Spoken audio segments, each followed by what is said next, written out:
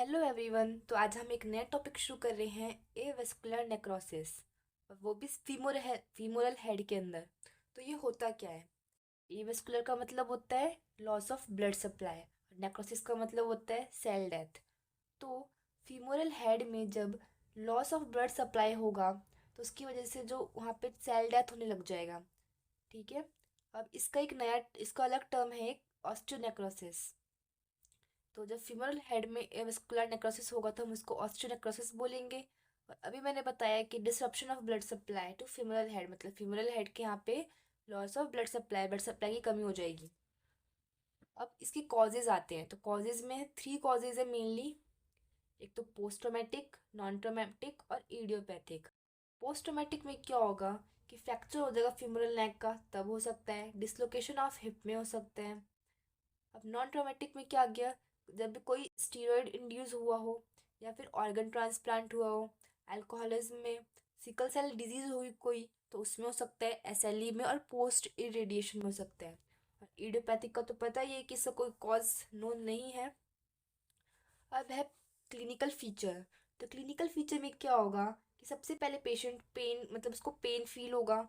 और उसके जो रेंज ऑफ मोशन है, जो कि मतलब यहाँ पे हम क्या पढ़ रहे हैं कि फीमोरल हेड के पास में, तो वहाँ पे कौन सा जॉइंट आ गया? वहाँ पे आ गया हिप जॉइंट। तो जब हिप जॉइंट के वहाँ पे पेन होने लग जाएगा और उसकी रेंज ऑफ मोशन डिक्रीज हो जाएगी। अब ये क्या है कि जो 2/3 केसेस है उसमें बायलेटरली पाया जाता है। स्टार्टिंग में क्या होता है कि सिर्फ नाइट में पेन होता है, और कोई भी एक्टिविटी करते ना तो उससे एग्रेवेट हो जाता है। बट लेटर स्टेजेस में जो पेन है वो कॉन्टिन्यूस रहता है। इनिशियली में तो सिर्फ रात को रहता है, बट जब थोड़ा और समय लेटर स्टेजेस में ये कॉन्टिन्यूस रहता है, डीप सीटेड रहता है और इल डिफाइंड रहता है। और एग्जामिनेशन में हमें ये पता चलता है कि जो रेंज ऑफ मोशन है वो एक तो वो लिमिटेड हो गई है, और जो इंटरनल रोटेशन है वो पेनफुल हो गया है। अब इन्वेस्टिगेशन में क्या होगा कि जब हम एक्सरे करेंगे, एक्सरे और एमआरआई करते हैं मोस्टली। एमआरआई तो बहुत ज़्यादा सेंसिटिव होता है, मतलब जैसे 100% वो 100% हमें क्लैरिटी हो जाती है कि हाँ यही हुआ है, एविस्कुलर नेक्रोसिस।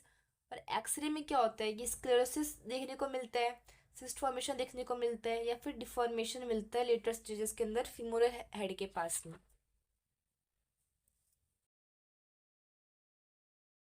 तो अब हम स्टार्ट करेंगे स्टेजेस ऑफ ऑस्टियोनेक्रोसिस। तो इसके 4 स्टेजेस हैं। तो फर्स्ट स्टेज में क्या होता है कि जो एक्सरे है वो तो नॉर्मल रहेगा, बायोप्सी पॉजिटिव आएगी, और बोन्स की पॉजिटिव आ सकती है। स्टेज 2 में क्या होगा कि जो बोन की क्वालिटी है वो एक्सरे में एबनॉर्मल दिखेगी। बोन का जो आउटलाइन है वो इंटैक्ट रहेगा, और जो जॉइंट स्पेस है वो प्रिजर्व रहेगा। अब जॉइंट स्पेस क्या होती है? जॉइंट्स के बीच में जो स्पेस होता है, जिसको हम जॉइंट स्पेस बोलते हैं, तो ये प्रिजर्व रहेगा, मतलब वैसा का वैसा रहेगा, इसमें कोई हार्म नहीं होगा। और जो आउटलाइन है, जैसे कि ये आउटलाइन है फीमोरल हेड की, तो ये बिल्कुल इंटैक्ट रहेगा, ये मतलब टूटे, इसमें कोई डिस्टर्ब नहीं होगा। अब स्टेज 3 में क्या होता है कि जो बोन की आउटलाइन है वो डिस्टर्बटेड हो जाएगी, मतलब बिल्कुल ऐसे इल डिफाइंड सी हो जाएगी, सिक्वेस्ट्रम का फॉर्मेशन हो जाएगा। और जो जॉइंट स्पेस है इसमें इसमें भी बिल्कुल भी प्रिजर्व रहेगा, मतलब बिल्कुल भी ऐसे मतलब खराब नहीं होगा।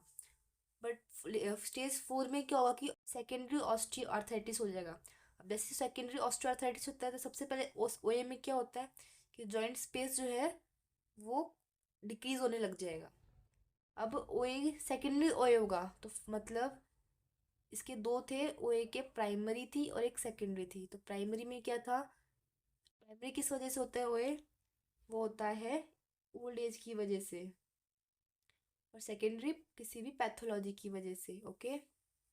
अब है मेडिकल ट्रीटमेंट। तो मेडिकल ट्रीटमेंट में मोस्टली सर्जरीज होती हैं, वो भी अलग अलग स्टेजेस के ऊपर होती हैं। तो अर्ली स्टेज में क्या होगा? को डिकम्प्रेशन ऑफ फिमोरल हेड हो सकता है, कर सकते हैं, मतलब को decompression and non vascularised fibular bone grafting कर सकते हैं, और को decompression and vascularised bone grafting कर सकते हैं। लेटर स्टेज में क्या करेंगे? इंटरट्रोकेंट्रिक वेलगस कर सकते हैं, या फिर revascularisation muscle and pedicle bone graft कर सकते हैं। और जब एडवांस्ड हो जाएगा, मतलब बिल्कुल जॉइंट खराब हो जाएगा, तो हमें टोटल जॉइंट रिप्लेसमेंट ही करना पड़ेगा। अब हम पढ़ेंगे इसके फिजियोथेरेपी मैनेजमेंट। तो फिजियोथेरेपी मैनेजमेंट ये सर्जरी के बाद की मैनेजमेंट है। कोई भी सपोज सर्जरी हुई, जो भी कंडीशन है उसके हिसाब से, स्टेजेस के हिसाब से, उसके बाद का है ये पीटी मैनेजमेंट। तो जब नॉन वेट बेरिंग स्टेज रहेगा, मतलब फेज रहेगा, तो उसमें क्या होगा, just post operative, immediate post operation operation के बाद में vigorous exercise of ankle and foot करवाएंगे, आइसोमेट्रिक्स ऑफ क्वाड्रिसेप्स एंड हैमस्ट्रिंग करवाएंगे, और पेन रिड्यूस, मतलब जैसे पेन रिड्यूस होगा वैसे हम ग्लूट्स की भी आइसोमेट्रिक्स करवाना शुरू कर देंगे। क्या करेंगे, जेंटल मोबिलाइजेशन करेंगे, और वो भी किस फॉर्म में, पैसिव रेंज ऑफ मोशन करवाते हैं ना, relaxed passive range of motion. वो भी जो भी फ्री रेंज है ना, मतलब जहाँ तक पेन नहीं हो रहा है, बिल्कुल पेन फ्री रेंज है, वहाँ तक करवाएंगे हम पैसिव मूवमेंट। फिर अब जब ऑपरेशन होता है, कोई भी सर्जरी होती है, जब इमोबलाइज कर देते हैं उस जॉइंट को, तो वहाँ पे सबसे ज़्यादा चांसेस होते हैं कि वहाँ पे मसल की जो एट्रोफी ना हो जाए। तो उसको रिड्यूस करने के लिए हम जो आइसोमेट्रिक्स करवाएंगे उसको, मतलब लॉन्गर होल्ड करेंगे, उसको ज़्यादा देर तक होल्ड करेंगे, और फिर मोबिलाइजेशन शुरू कर देंगे अबडक्शन का और मीडियल रोटेशन का।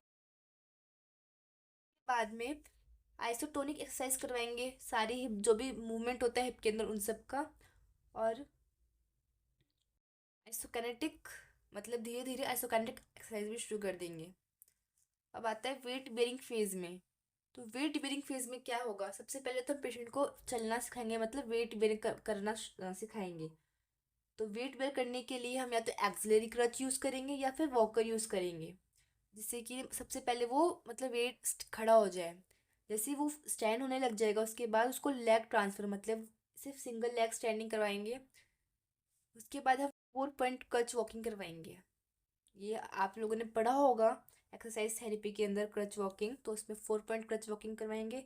फिर जैसे ही पेन रिड्यूस होगा हम क्रच को हटा देंगे, मतलब विदाउट क्रच हम उसको वॉकिंग करवाएंगे। और जैसे ही थोड़ा नॉर्मल हुआ, मतलब ठीक हुआ, वॉकिंग करने लगा वो, तो हम उसके एक्सरसाइज प्रोग्राम स्टार्ट कर देंगे। अब है, जैसे ही मतलब उसका गेट थोड़ा नॉर्मल हुआ और बैलेंस अचीव हुआ, तो हम उसका एम्बुलेशन स्टार्ट कर देंगे, केन की हेल्प से, 2 केन या फिर 1 सिंगल केन। उसके बाद हम स्क्वाटिंग और क्रॉस लेग सेटिंग करवा देंगे, शुरू कर देंगे, जिससे कि ओवर स्ट्रेचिंग ना हो मसल में। उसके बाद जब एडिक्वेट इंडिपेंडेंस हो जाएगी फंक्शनल एक्टिविटीज़ की, तो मतलब धीरे धीरे वो मतलब 12 to 16 वीक्स के अंदर वापस रिगेन हो जाएगा।